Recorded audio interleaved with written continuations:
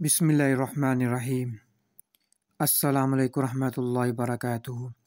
Knowledge of Quran और हदीस के चाहने वालों, आपका मेज़बान हाफिज़ आतिफ़ हुसैन आपकी खिदमत में हाजिर है।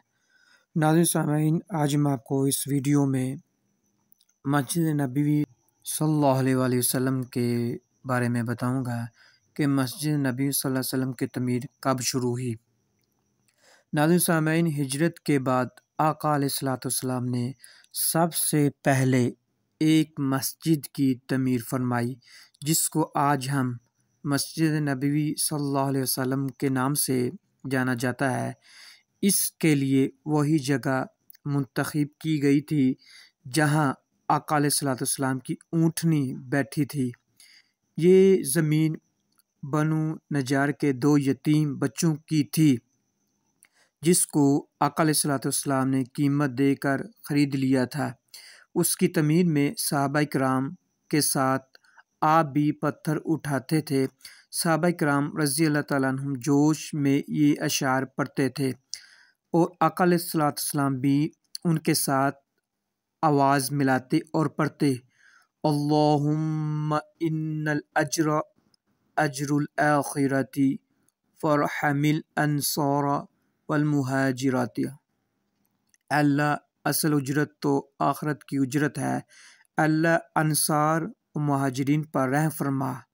ये मस्जिद सलाम की सादगी की सच्ची तस्वीर थी। इस मस्जिद के 3 दरवाजे बनाए गए थे। दरवाजे के दोनों पाए पत्थर के और दीवारें कच्ची ईंट और गारे की बनाई गई थी। सतून खजूर के तनों से और छत खजूर की शाखों और पत्तों से तैयार की गई थी।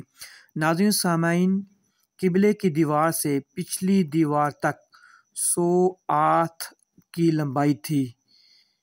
ये मस्जिद सिर्फ नमाज अदा करने के लिए ही नहीं, बल्कि नाज़रीन सामाइन इस्लामी तालीम के लिए एक दरसगाह और दावत तबलीग और दुनिया के सारे मसाइल को हल करने के लिए एक मरकज़ भी था।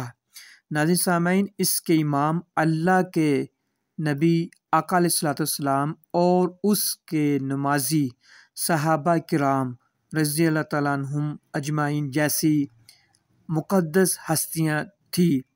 नाज़रीन सामाइन, अगर आपको ये वीडियो अच्छी लगी, आप लाइक कीजिए, शेयर कीजिए और मेरे चैनल को सब्सक्राइब कीजिए। इसके साथ अपने मेज़बान हाफिज़ आतिफ़ हुसैन को इजाज़त दीजिए। अल्लाह हाफ़िज़ फ़ी अमानिल्लाह। अस्सलामु अलैकुम रहमतुल्लाहि व बरकातुहू।